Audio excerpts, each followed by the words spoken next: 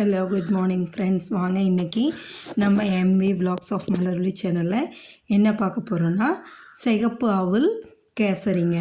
இந்த சிகப்பு அவல் வச்சு நான் கேசரி செஞ்சுருக்கேங்க. அவல் வச்சு நிறைய டிஷ்ஷஸ் செய்யலாம். இன்றைக்கி நம்ம கேசரி செஞ்சுருக்கோம். அவ்வளோ ஹெல்த்தியான இந்த சிகப்பு அவல் கேசரி நான் எப்படி என்னோடய ஸ்டைலில் செஞ்சுருக்கேங்கிறத நம்ம சேனலில் போயிட்டு ஃபுல் வீடியோவும் ஸ்கிப் பண்ணாமல் பாருங்கள். அதை பாருங்கள். வீடியோக்குள்ளே போகலாம் வாங்க. இந்த சிகப்பு அவல் வந்துட்டு ஒரு கப் எடுத்துக்கிட்டேங்க. இதுக்கு நான் 3/4 கப்பு இது ஒயிட் சுகர் எடுத்துருக்கேங்க. நீங்கள் உங்களுக்கு இனிப்புக்கு தக்கவாறு 1 கப்பு எடுத்துக்கலாம். முந்திரி பருப்பு திராட்சை எடுத்துட்டேங்க. இதுக்கு ஒரு 3 ஸ்பூன் நெய்யுங்க.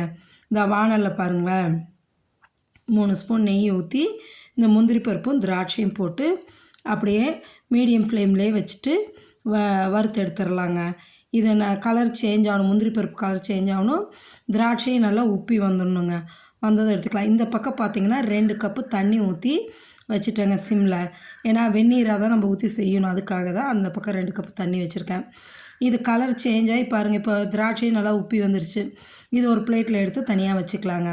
வச்சுட்டு அந்த நெய்யிலேயே நம்ம எடுத்து வச்சுருக்கிற அந்த சிகப்பு அவல் இருக்குது இல்லைங்களா, கெட்டி அவலுங்க, லேஸ் அவல் இல்லை, கெட்டி அவல். இந்த கெட்டி அவலை அப்படியே போட்டு இந்த நெய்யிலே பொறுமையாக வறுத்தெடுங்க. ஃப்ளேம் மீடியமாகவே இருக்கட்டும், ஃபுல் ஃப்ளேம் வைக்காதீங்க. நல்லா வறுத்து எடுத்ததுக்கப்புறமா என்ன பண்ணணும், அதை ஆற வச்சிடணுங்க. ஆற வச்சு ஒரு மிக்ஸி ஜாரில் போட்டு இதை பாருங்கள், மிக்ஸி ஜாரில் போட்டு பொடியாக்கி எடுத்துடலாங்க. இது நைஸாக பொடியாகாது, கோர்ஸாக தான் இருக்கும், கொரகொரப்பாக தான் இருக்குங்க. அப்படியே கொரகொரப்பாக இருந்தால் தான் நம்மளுக்கு நல்லாவும் இருக்கும். எடுத்து இப்போ செய்யலாம். பாருங்களேன், இப்போ மிக்ஸி ஜாரில் போட்டு அரைச்சி எடுத்தாச்சுங்க. இப்போ நம்ம என்ன பண்ணுறோன்னா, அந்த வெந்நீர் வச்சுருக்கோம் இல்லைங்களா, அதை எடுத்து இந்த வானலில் ஊற்றிக்கிறோங்க. அதே வானலில் அப்படியே ஊற்றினோம்னா தண்ணி கொதிக்க ஆரம்பிச்சிரும். கொதிக்க ஆரம்பித்ததும் அப்படியே நம்ம என்ன பண்ணலாம், அந்த பொடிச்சு வச்சுருக்கிற சிகப்பு அவல் எடுத்து இதில் போட்டுக்கலாங்க. பபுள்ஸ் வருது பாருங்கள், அப்படியே ஊற்றவே லேசாக தெரியுதா, அப்படியே அது கொதிக்க ஆரம்பிக்கிட்டுங்க. கொதிச்சதுக்கப்புறம் தான் நம்ம அதை எடுத்து போட போகிறோங்க. போட்டு கிளறணுங்க. இது அவ்வளவு நல்லதுங்க. இந்த சிகப்பு அவல் பார்த்திங்கன்னா நிறைய சத்துக்கள் இருக்குதுங்க. மெயினாக பார்த்திங்கன்னா ஹை ஃபைபர் இருக்குதுங்க.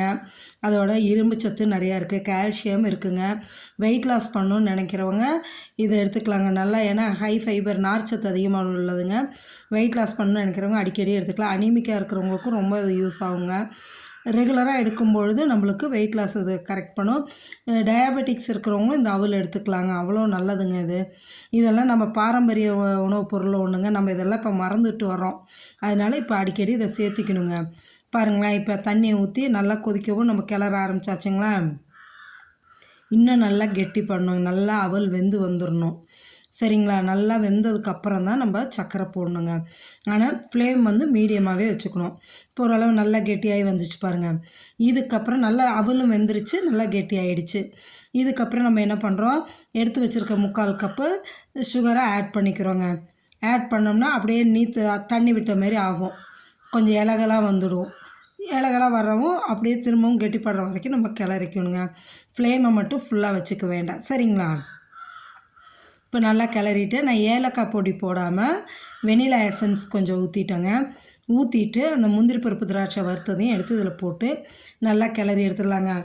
ஈஸியாக சீக்கிரமாக சூப்பராக செய்யக்கூடிய ஒரு கேசரி இந்த அவல் கேசரிங்க. நம்ம ரவா கேசரி, சேமியா கேசரி எல்லாம் செஞ்சுருக்கோம் இல்லைங்களா. நீங்கள் இந்த அவல் கேசரியும் செஞ்சு பார்த்து சாப்பிட்டு பார்த்துட்டு எனக்கு எப்படி இருக்குன்னு கமெண்ட் செக்ஷனில் சொல்லுங்கள். பாருங்கள், இப்போ நம்மளுக்கு அவல் கேசரி ரெடி ஆகிடுச்சுங்க. கிளறும்போது பார்த்திங்களா எந்த அளவு சுருண்டு வருது பாருங்களேன், ஒட்டாமல் அப்படியே எந்த அளவு சுருண்டு வருது. இந்த அளவு வந்ததுன்னா நம்மளுக்கு அவல் கேசரி கன்சிஸ்டன்சி கரெக்டாக வந்துருச்சுங்க. நீங்களும் மறக்காமல் இதேமாரி செஞ்சு சாப்பிட்டு பார்த்துட்டு எப்படி இருக்குன்னு எனக்கு கமெண்ட் செக்ஷனில் மறக்காமல் சொல்லுங்கள். நீங்கள் என்ன பண்ணுறீங்க, நம்ம சேனலை இப்போ தான் பார்க்குறீங்கன்னா மறக்காமல் நம்ம சேனலை சப்ஸ்கிரைப் பண்ணிவிட்டு அந்த பெல் ஐக்கானை டச் பண்ணிங்கன்னா ஆளுங்கிற ஆப்ஷன் வரும். அதையும் டச் பண்ணி விட்டுட்டிங்கன்னா நான் டெய்லி போடுற ஒரு வீடியோவும் உங்களுக்கு நோட்டிஃபிகேஷன் வரும், நீங்களும் பார்க்கலாம். ஆல்ரெடி சப்ஸ்கிரைப் பண்ணவங்களாக இருந்தால் மறக்காமல் லைக் பண்ணுங்கள், ஷேர் பண்ணுங்கள், உங்கள் ஃப்ரெண்ட்ஸ் அண்ட் ரிலேட்டிவ்ஸ்க்கு ஷேர் பண்ணி விடுங்க, அவங்களும் சப்ஸ்கிரைப் பண்ணிட்டோம். சரிங்களா, சூப்பரான இந்த சிகப்பு அவல் கேசரியை சாப்பிட்டு பார்த்துட்டு மறக்காமல் எனக்கு எப்படி இருக்குன்னு கமெண்ட் செக்ஷனில் சொல்லுங்கள் ஃப்ரெண்ட்ஸ். Okay, thank you friends.